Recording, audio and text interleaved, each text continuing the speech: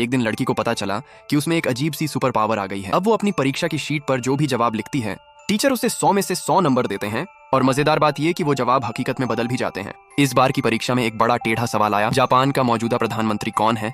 शीशी सोच में पड़ गई, क्योंकि उसे इसका जरा भी अंदाजा नहीं था। उसने पीछे देखा तो उसकी बेस्ट फ्रेंड हाईजाई मजे से झपकी ले रही थी।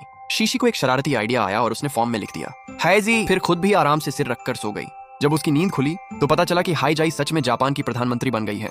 उसे लगा शायद ये कोई सपना है या मजाक चल रहा है, लेकिन अगले दिन स्कूल में हाईजाई गायब थी। शीशी जब टीचर को बताने गई तो उन्होंने बताया कि हाईजाई अब देश की प्रधानमंत्री है और वो सरकारी कामों में बिजी है, इसलिए 2 दिन की छुट्टी ले रखी है। शीशी तो पूरी तरह कंफ्यूज हो गई। जब उसने अपनी टेस्ट शीट देखी, 100 में से 100 नंबर। हैरानी की बात यह थी कि उसने तो कोई भी जवाब सही से नहीं लिखा था, फिर भी फुल मार्क्स मिल गए। तभी उसकी नजर उस जवाब पर पड़ी जहां उसने हाईजाई का नाम लिखा था।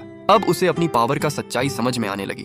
अब वो सोचने लगी कि ये सब दोबारा ना हो तो अब मेहनत करनी चाहिए और इस सुपर पावर का सही इस्तेमाल करना चाहिए। लेकिन अगले ही पल वो फिर से डेस्क पर सिर रखकर सो गई। जब फिर से उसकी आंख खुली तो सब कुछ अजीब हो चुका था। क्लासरूम पूरी तरह खाली था और जब वो बाहर निकली तो पूरी सड़क, पूरा शहर सुनसान था, कोई भी इंसान नहीं था। असल में हुआ ये था कि टेस्ट में एक सवाल था, इस समय जापान की जनसंख्या कितनी है, और शीशी ने उसका कोई जवाब ही नहीं लिखा था। नतीजा ये हुआ कि जापान के सारे लोग गायब हो गए। हाँ, क्या कर दिया यार, पूरा जापान ही मिटा डाला।